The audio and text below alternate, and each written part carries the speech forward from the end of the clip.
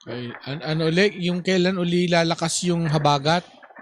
Sa Sunday po, muling Sunday. lalakas po itong Tapos habagat. buong, Saan buong yan? weekdays. Saan yung saan? sakop nung habagat na yan Apo. sa Sunday?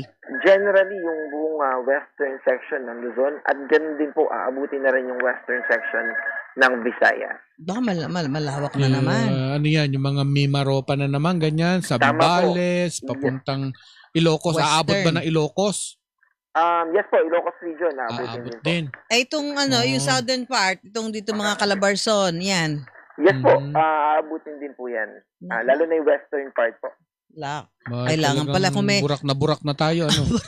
Kailangan. Teka Hindi mo, na so yan makatayo. ay hanggang weekend. Itong, di ba may bagyo? May bagyo tayo Yes dyan? po, apo. Nakaka-apekto ba ito dito sa ating panahon? Well, actually po, ang main talaga ay habagat. Itong bagyo po na nasa labas ng PAR, itong si Tropical Storm Nangka, ay nasa layong 2,560 kilometers at yung movement po niya ay pa-northeast sa bilis na 20 kilometers per hour. Ibig sabihin, papalayo pa po ito ng papalayo sa ating bansa. So Yung habagat talaga to. Habagat po mainly talaga yung nagdadala ng mga pagulan. dahil bukas tumambay na naman si habagat, ano? Mm. Hindi na didissipate, Dahil ba't ganun? bukas Friday na, so malabo na tayo makapaglaba, ano?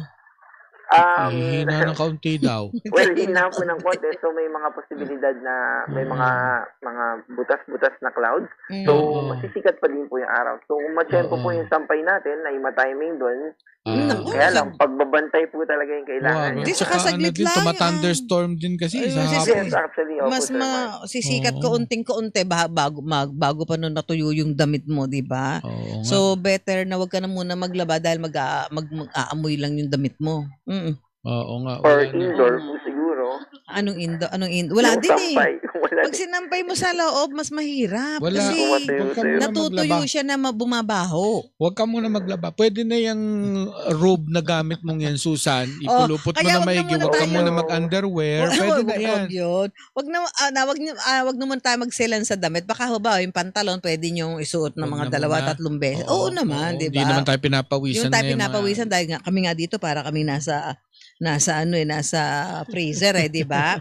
Nako. So, ayan, Jan. Jan, thank you ha. Nako, meron pa palang next week tatawagan ka uli Ganyan ko namin pa pala. pagka may bagyo. At least mapaplano nyo na yung mga lakad nyo dahil sabi nga ho ni Jan, May- sa Sunday, habagat. Pero may window tayo. Bukas daw iigi hanggang Sabado. Yan, sisilip-silip daw yung araw. Silip-silip lang. Silip-silip. Pag linggo, ayan na naman. Habagat na naman. Habagat na naman ang Oo, ating haharapin. Sige, thank you Jan Manalo ha Thank sa you, Jan. update mo lagi. Apo, maraming salamat po at ingat po tayong lahat. Okay, weather specialist po ng Pag-asa yon si Mr. John Manalo.